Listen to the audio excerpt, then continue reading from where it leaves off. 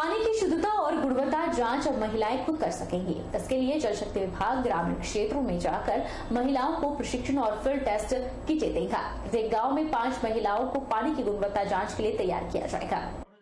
पानी की शुद्धता और गुणवत्ता जांच अब सोलन में महिलाएं खुद कर सकेंगी। ऐसे जल शक्ति विभाग सोलन के मुकेश हीरा ने बताया कि महिलाओं को पानी की गुणवत्ता जांच के लिए प्रशिक्षण दिया जा रहा है। महिलाएं इस कार्य में आगे आकर प्रशिक्षण ले रही हैं। गांव में 5 महिलाओं को फील्ड टेस्ट किट दी जा रही है।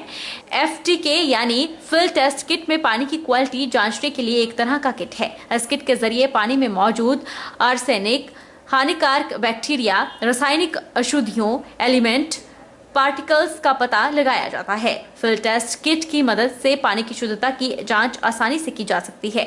उन्होंने बताया कि जिला की सभी 240 पंचायतों में इस तरह के प्रशिक्षण शिविर आयोजित किए जा रहे हैं। लोगों को जागरूकता पूरी दी जा रही है, जिसमें फील्ड टेस्ट के माध्यम से पानी की गुणवत्ता की जांच करना, महिलाओं को ट्रेनिंग देना, इन विलेज इंफ्रास्ट्रक्चर को कैसे मेंटेन करना और उसको मेंटेनेंस के लिए अपने हाथ में कैसे लेना और उसको फर्दर कैसे मैनेज करना, ये सारी एक्टिविटीज़ जो हैं वो जिला भर में चली गई। हाँ, इसके लिए स्पेशल हमारे ISS जो हैं वो लगे हैं, हर पंचायत और विलेज में जाके कैंप्स लगाते हैं और उसकी पूरी जानकारी जो है विलेज के जितने भी VWSC मेंबर्स हैं और गांव के जितने भी हमारे हाउस होल्ड्स हैं उन सभी को जो है पूरी की पूरी ट्रेनिंग इसमें दी जा रही है। महिलाओं को जैसे आप समझे कि सबसे ज़्यादा पानी से जो जुड़ाव है या ज़रूरत है वो महिलाओं को ही पड़ती है। जब पानी नहीं होता है तो महिलाओं को ही दूर दूर से लेकर आना पड़ता है, इसलिए महिलाएं जो है वो डायरेक्ट इस पानी के जल जीवन मिशन से जुड़ी। जिला सिरमौर के विकासखंड राजगढ़ की ग्राम पंचायत कोटला बांगी के गांव झगेट में शराब ठेके का विरोध शुरू हो गया है। स्थानीय लोग शराब के ठेके को यहां से शिफ्ट करने की लगातार मांग उठा रहे हैं। इसको लेकर एक शिकायत पत्र उपायुक्त सिरमौर को सौंपा गया। प्रगतिशील ग्रामीण विकास उद्यान कमेटी झगेड़ के अध्यक्ष विनोद कुमार ने बताया कि ग्राम पंचायत कोटला बांगी के गांव झगेड़ में पिछले 15 सालों से एक ठेका चल रहा है। इस शराब के ठेके से गांव का माहौल तनावपूर्ण है। यह अक्सर शराबी नशे की हालत में महिलाओं के साथ भी अभद्र व्यवहार करते नजर आते हैं, जिस कारण स्थानीय लोग खासे परेशान हैं। शराब के ठेके का लगातार स्थानीय लोग विरोध कर रहे हैं।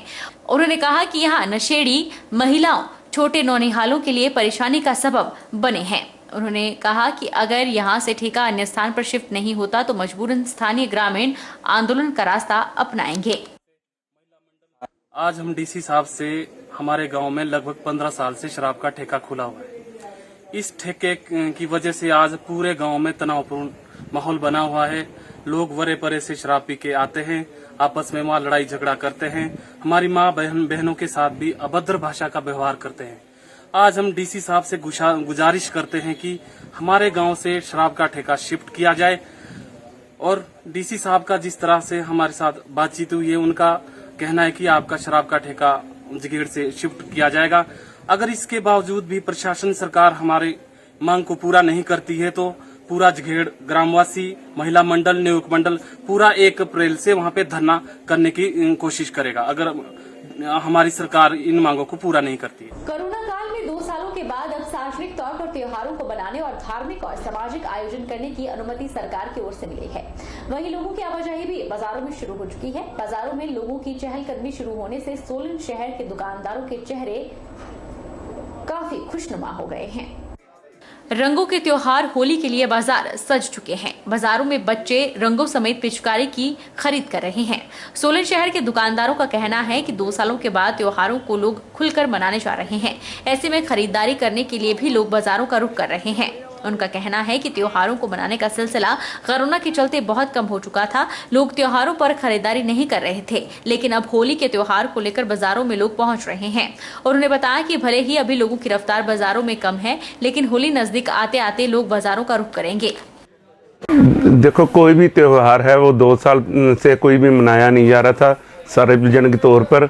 इस बार कुछ सरकार की सारी पाबंदियां खत्म हो गई हैं, इसलिए होली का त्यौहार भी लोग बड़े हर्ष और उल्लास से मना रहे हैं।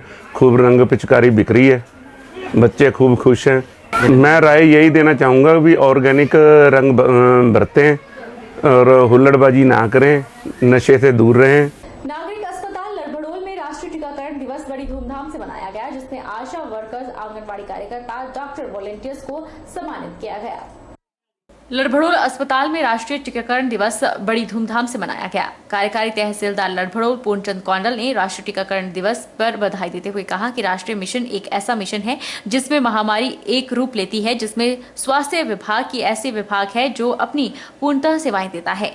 उन्होंने कहा कि 16 मार्च 1995 को सबसे पहले भारत में राष्ट्रीय टीकाकरण दिवस मनाया गया था। खंड चिकित्सा ब्लॉक लड़भड़ोल में आज उन्हें भी सेवा करने का मौका मिला। उन्होंने कहा कि हर बीमारी में स्वास्थ्य विभाग द्वारा पहला कदम उठाया जाता है। कोरोना काल में आशा कर्मचारी का सबसे ज्यादा काम रहा, जिन्होंने डोर टू डोर जाकर लोगों की स्वास्थ्य की जांच की।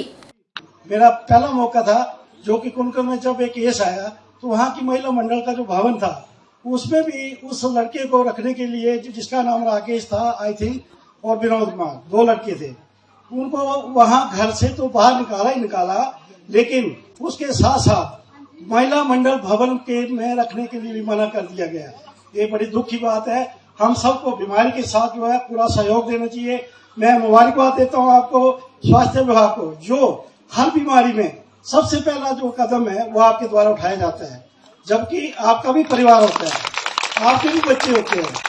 तो मैंने अक्सर देखा जो आशा वर्कर है, मैं उसको फ्रंट लाइन में सबसे पहला फ्रंट लाइन वर्कर घोषित करता हूँ, क्योंकि उनका सबसे ज्यादा वर्क रहा, क्योंकि वो डोर टू डोर जो है लोगों के पास गए और डोर टू डोर जाकर ना तो पानी का उपलब्ध होता था, ना कोई बस की सुविधा होती थी।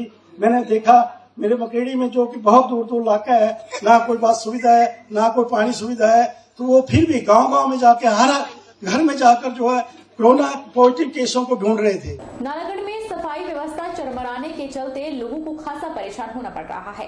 अब तो लोगों को कचरे के कारण महामारी फैलने का डर भी सता रहा है। नगर परिषद कार्यालय के आसपास की इतना कूड़ा फैला हुआ है और आवारा पशु इसमें मुंह मार रहे हैं। नालागढ़ की जनता गंदगी से परेशान है। इनका कहना है कि नगर परिषद कार्यालय से ज्यादा दूर भी नहीं बल्कि कार्यालय के आसपास के इलाकों में ही कूड़ा फैला रहता है।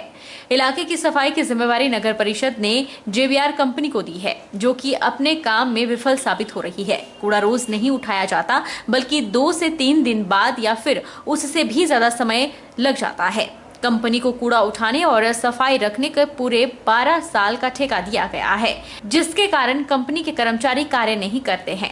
गंदगी फैली रहती है। इस मामले में नगर परिषद के पार्षद महेश गौतम ने बताया कि नालागढ़ में सफाई व्यवस्था का बुरा हाल है।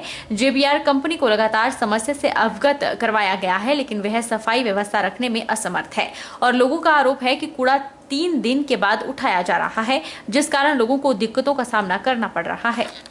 इस टाइम हमारी सफाई व्यवस्था जो है बुरा हाल है सफाई का, और JBR कंपनी को कई बार बोल चुके हम, वो काम नहीं कर रही।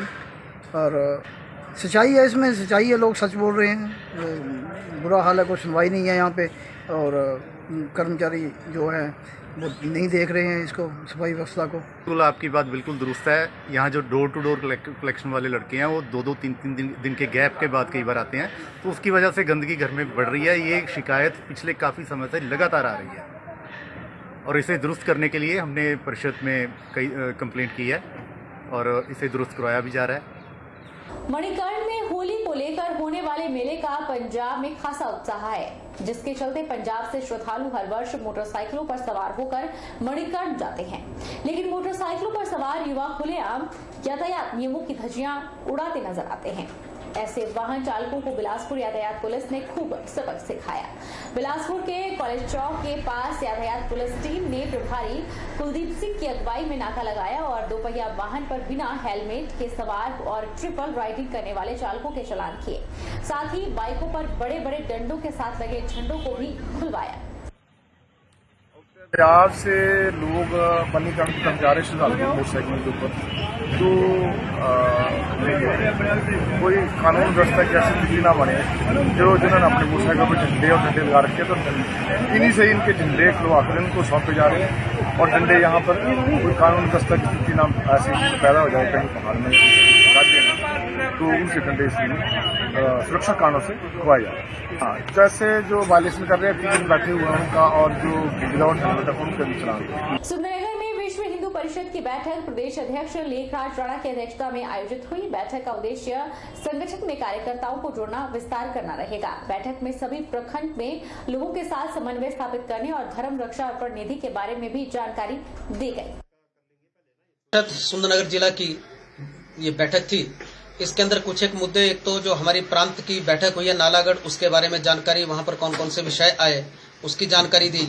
और दूसरा अपना जो हर पंचायत के अंदर हम 50 धर्म रक्षक परिवार, क्योंकि जो बाहर के लोग आ रहे हैं हमारे गांव के अंदर, हमारी पंचायतों में घुसपैठ कर रहे हैं, धर्मांतरण हो रहा है, लव जिहाद हो रहा है, तो इन चीजों को रोकने के लिए प्रत्येक पंचायत के अंदर 50 धर्म रक्षक परिवार, तो जून तक का हमने लक्ष्य कर लिया कि प्रत्येक प्रखंड जो है वो कम से कम 7-8 पंचायतों के अंदर तो उसको करेगा। जून तक का लक्ष्य निश्चित करके उसके आगे बढ़ेंगे तो धर्म रक्षक परिवार, और उनके माध्यम से आगे समाज को जोड़ते हुए संगठन का काम चलाने के लिए विश्व हिंदू परिषद का आजकल धर्म रक्षा अर्पण निधि कार्यक्रम जो 1 मास चलता है, और उसी में से जो धर्म रक्षा के नाम पर समाज से जो हमें मिलता है इस धर्म रक्षा के लिए, उसमें से पूरे वर्ष भर का काम विश्व हिंदू परिषद का चलता है।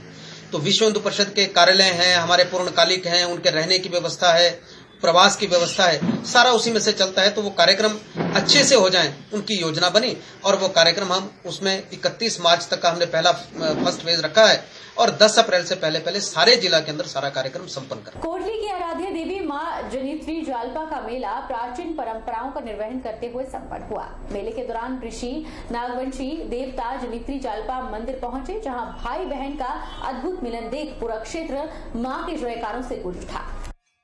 मां जनित्री जालपा और ऋषि नागवंशी देवता भाई बहन हैं, और इन भाई बहन का साल में 2 बार ही मिलन होता है। ऋषि नागवंशी देवता अपनी बहन से मिलने लगभग 25 किलोमीटर दूर लागधार से होते हुए मां जनित्री जालपा मंदिर पहुंचे हैं। भाई बहन के इस मिलन का पूरा तुंगल क्षेत्र गवाह बनता है और इसे एक उत्सव की तरह मनाता है। ऋषि नागवंशी देवता के पुजारी युधिष्ठिर शर्मा ने बताया कि मां जनित्री जालपा का मेला हर वर्ष की भांति इस वर्ष भी हर्षोल्लास के साथ संपन्न हुआ। मेले में मां के भाई ऋषि नागवंशी भी पहुंचे और क्षेत्र के लोगों को अपना आशीर्वाद दिया। युधिष्ठिर शर्मा ने कहा कि मां से मिलने ऋषि नागवंशी की ध्वजा सबसे पहले माहन से लागधार पहुंचाई जाती है, और लागधार में देव का मूल स्थान है, जहां से देव अपने गुर के साथ जनित्री जालपा मंदिर जाता है, और मंदिर पहुंचने पर देवखेल के साथ ही लोगों को सुख समृद्धि का आशीर्वाद दिया जाता है।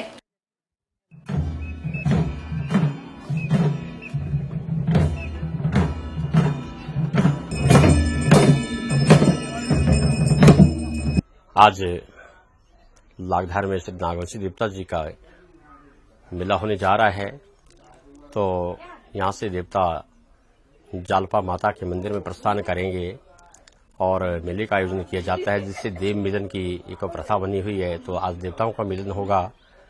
तो मैं पंडित युधिष्ठिर शर्मा लागधार से इस देवता का एक मुख्य पुजारी व गुरु अपना एक मन के भाव के अनुसार वार्तालाप करने जा रहा हूं कि इस मिलन में, इस मेले के उत्सव में बहुत से लोगों को देवता आशीर्वाद देते हैं और सबके मनोरथों को पूर्ण करते हैं। तो ये बढ़िया एक खुशी का दिन है। बहरहाल बुलेटिन में इतना ही। आप देखते रहिए HP 24/7।